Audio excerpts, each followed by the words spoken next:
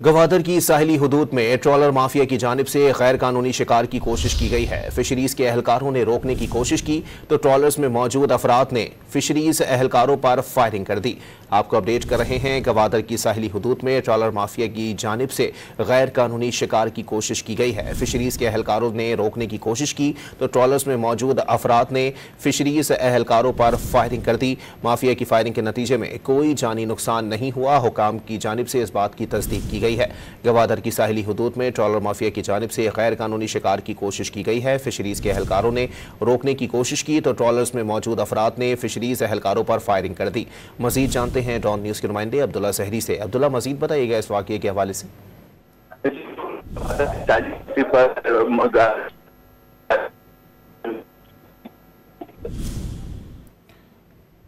अब्दुल्ला जहरी से राब्ता बहाल करने की कोशिश करेंगे। गवादर की साहिली हुदूद में ट्रॉलर माफिया की जानिब से गैर कानूनी शिकार की कोशिश की गई।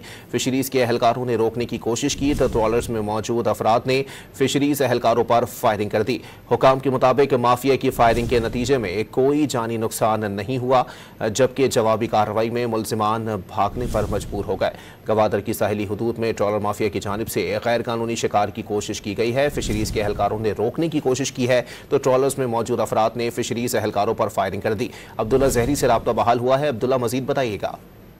जी बिल्कुल, ये गवादर का इलाका है जहाँ पे साहिली पट्टी पर ट्रॉलर माफिया की जानिब से गैर कानूनी तौर पर शिकार की कोशिश की गई। ताम इस मौके पर बलूचिस्तान हुकूमत की जानिब से तैनात फिश महकमा फिशरीज एहलकारों ने उन्हें रोकने की कोशिश की तो इस दौरान ट्रॉलर में मौजूद अफराद की जानिब से महकमे के एहलकारों पर फायरिंग की गई।